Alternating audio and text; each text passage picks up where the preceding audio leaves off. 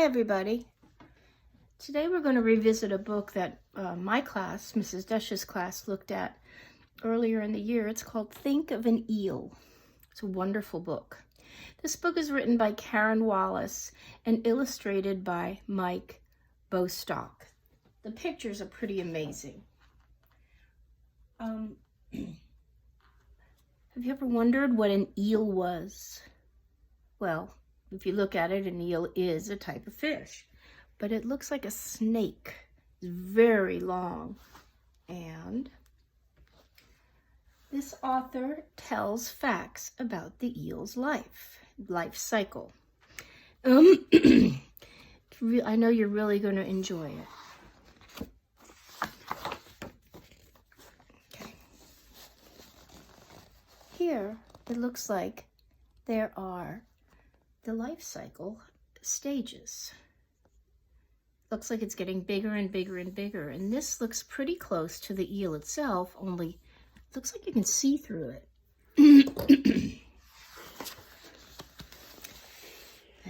Pictures are interesting. Look how this one starts here on this page, and that's actually a tail.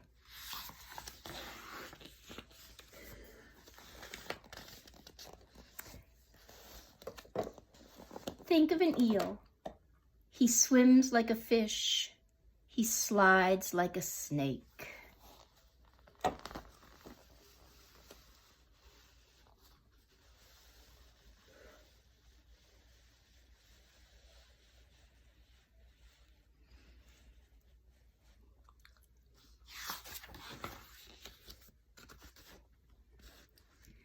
There's a warm, weedy sea to the south of Bermuda.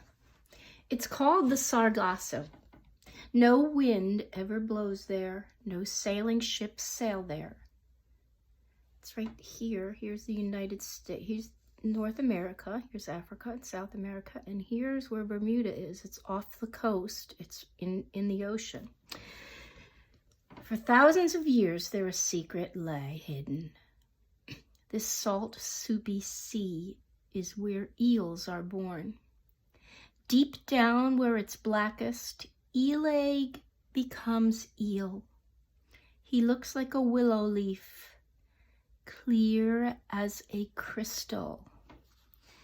This is a picture of the baby eel, but it's blown up many times. It's actually about this big. Baby eels are born in early spring. A real one is only about this big.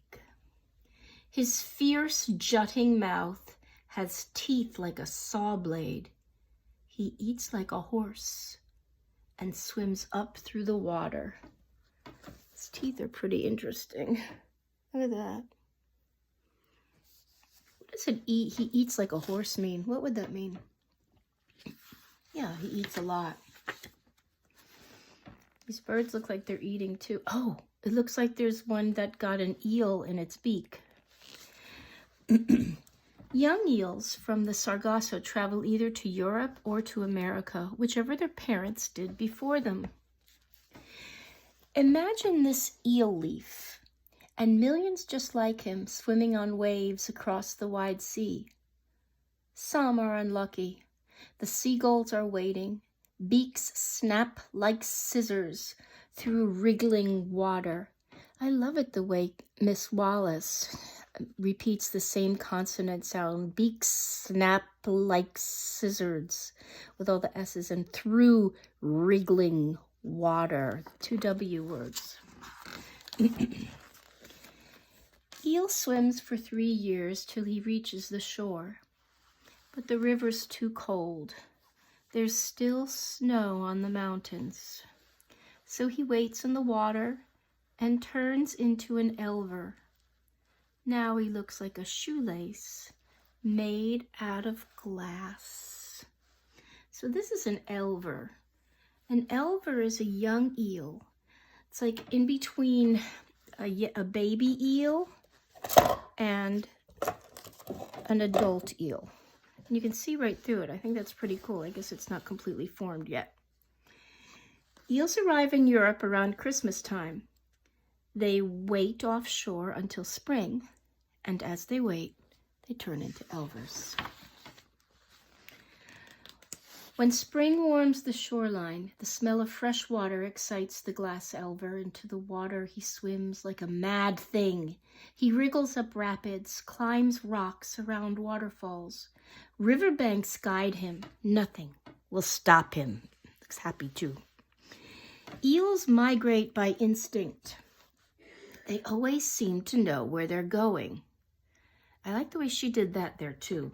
Eels navigate by instinct. They always seem to know where they're going. So if they navigate by instinct, they just kind of know where they're going and nobody has to give them a map or tell them which way to go. Instinct is knowing the way, knowing how to do something.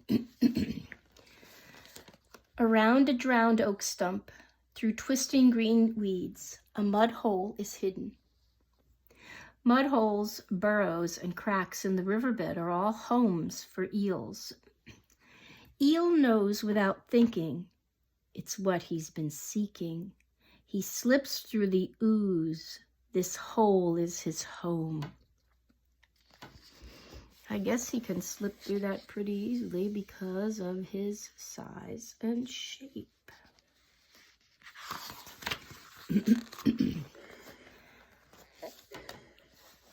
Think of an eel. After years in the river, he's slit-eyed and slimy and thick like a snake. He gulps stickleback eggs, eats shrimps and small fishes. So there's a picture of a shrimp. And it says here, eels feed mostly at night. If the river is empty, he swims from the mud hole, slips through the grass to steal snails from the pond. That's a pond snail. An eel can live out of water for 2 days or longer if the ground is wet, breathing through its slimy skin. Ew, slimy skin. One day, eel stops eating. His stomach is shrinking. His long winding body turns silver and black. Eyes like black currants bulge into headlights. Now for the last time, eel slides from the mud hole. His years in the river are over forever. What does that mean? His years in the river are over forever. Now for the last time. Think about it. What does it mean?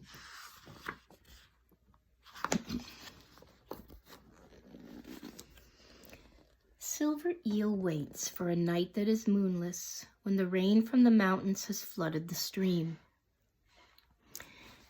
Then he slips down the river, down to the seashore. The time has arrived for his long journey home. Journey home. Wonder what that means. He's going home. Silver eels usually leave the river in September or October. While they're waiting for a dark night, they sometimes get tangled up in a ball. I guess they're so long they get tangled up in themselves. For 80 days, silver eel swims through the ocean, squirms like a secret from a seabird and sailor. There are millions just like him deep down in the water, swimming silently back to the Sargasso Sea. Eels have big eyes for seeing in the dark. There's eel tomb and eel cradle in the weedy Sargasso. After 80 days swimming, not eating, not sleeping, eel's long winding body is worn out and wasted. He spills the new life carried deep in his belly, then sinks through the sea like a used silver wrapper. The male eel's sperm fertilizes the female's eggs in the water. Look at, oh, nice picture.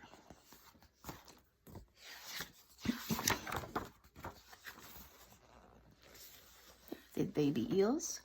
Deep down where it's blackest, eel egg becomes eel. He looks like a willow leaf, clear as a crystal. His fierce, jutting mouth has teeth like a saw blade. He eats like a horse and swims up through the water.